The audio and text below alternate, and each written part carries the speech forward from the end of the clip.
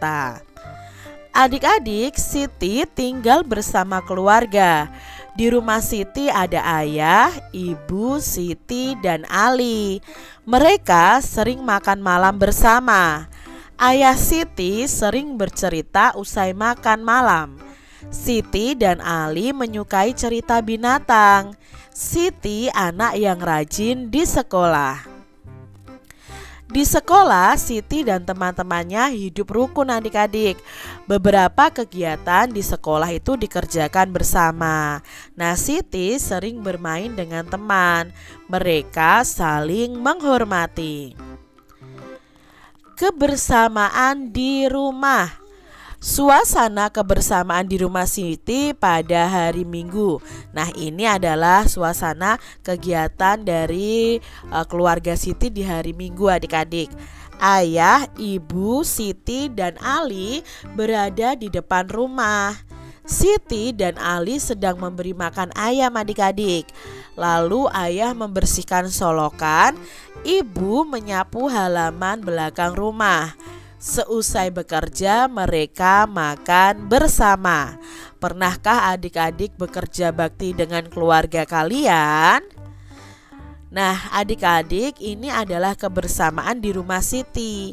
Ayah Siti ini pandai mendongeng adik-adik. Siti sangat suka dengan dongeng. Hampir setiap minggu ayah Siti ini mendongeng. Seusai mendongeng, ayah Siti akan menceritakan isi dongengnya. Banyak sekali contoh yang baik dalam dongeng. Di sini adik-adik, mari kalian dengarkan dongeng yang berjudul Kecerdikan Menumbuhkan Kebaikan. Di sebuah gurun pasir, hiduplah ular dan tikus pasir. Sebenarnya sang ular ini sangat ingin memangsa tikus, sedangkan tikus selalu berusaha mencari akal agar ular tidak lagi berniat memangsanya. Saat itu sang ular sangat lapar adik-adik, padahal ia sedang tidak mempunyai sedikit pun makanan. Sedangkan tikus yang berada tidak jauh dari sang ular sedang asyik melahap makanannya. Sang ular merasa tidak senang melihat kelakuan tikus. Lalu si ular berkata, "Dengarkan ucapanku, wahai tikus yang angkuh. Aku pasti akan mendapatkan tubuhmu yang mungil dan lezat itu." Kata si ular seperti itu adik-adik. Lalu tikus menjawab, "Hei ular, berusaha dan bekerjalah. Jangan hanya berani mengancam. Kalau hanya mengancam, seekor semut pun bisa." Nah, itu ya adik-adik ya, jawabnya tikus. Tikus berani menjawab si ular adik-adik. Sang ular sangat marah mendengar ejekan tikus. Ia lalu kembali ke sarangnya dengan perut yang lapar. Sedangkan si tikus masih lahap dengan makanannya. Waktu terus berjalan, tetapi ular tidak juga menemukan makanan. Ia juga enggan untuk keluar dari sarangnya. Sementara itu, tikus sudah lelap dalam sarangnya. Ular yang masih dalam keadaan lapar segera mengendap-endap mendekati sarang tikus, meski ia masih sangat kesal terhadap tikus adik-adik. Dan kini ular telah berada di sisi tikus yang sedang tidur pulas. "Hei tikus, aku sudah berada di sebelahmu dan siap untuk menyantapmu," kata si ular. Tikus segera terbangun dari tidurnya. Sambil berpura-pura menguap, ia mulai memutar otak agar bisa lolos dari cengkraman sang ular. Tunggu dulu ular sahabatku. Kalau kau ingin memakanku, kau harus berpikir dulu. Kita hanya berdua di sini, tidak ada hewan lain. Jika kau memakanku, maka kau akan sendiri. Kau tidak akan mempunyai teman yang dapat kau ajak mencari makan. Kalau begitu, kau tidak akan makan dan akhirnya kau akan mati, kata si tikus adik-adik. Nah, sejenak sang ular terdiam. Ia mencoba merenungkan nasihat si tikus.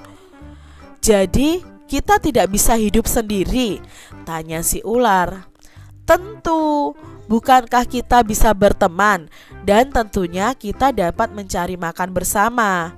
Bukankah itu lebih menyenangkan daripada nantinya setelah kau memakanku, kau hanya akan hidup sendiri?" kata si tikus adik-adik.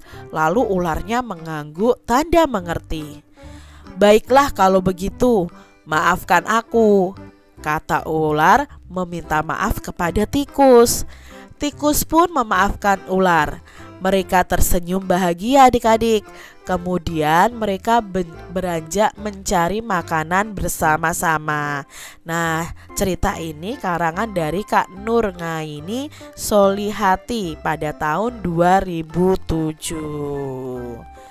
Adik-adik, apa itu dongeng? Nah, dongeng adalah cerita yang belum diketahui kebenarannya.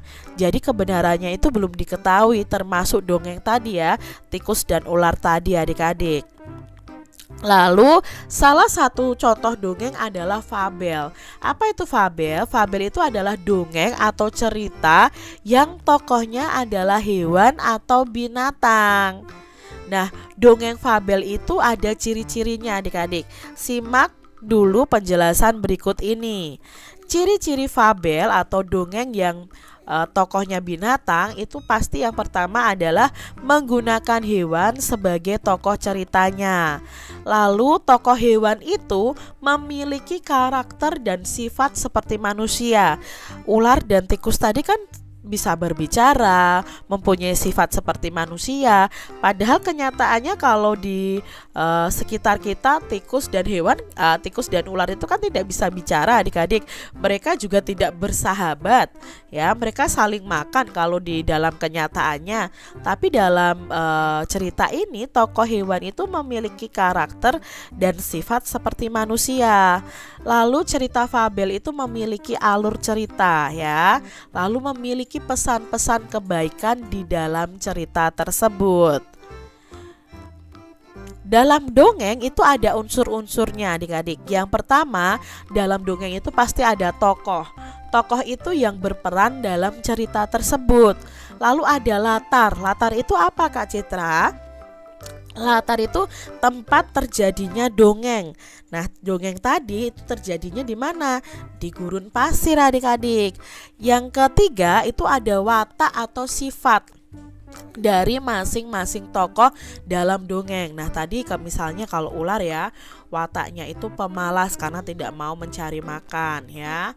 Lalu dia wataknya juga iri kepada si tikus. Lalu kalau tikus tadi wataknya apa? Oh, dia itu cerdik ya, banyak akalnya, misalnya seperti itu. Yang keempat adalah amanat. Amanat itu adalah pesan dalam sebuah cerita atau dongeng tersebut. Jadi kalau dalam cerita tadi pesannya apa ya, kita tidak bisa hidup sendiri, kita harus berteman dengan semua orang seperti ular dan tikus tadi.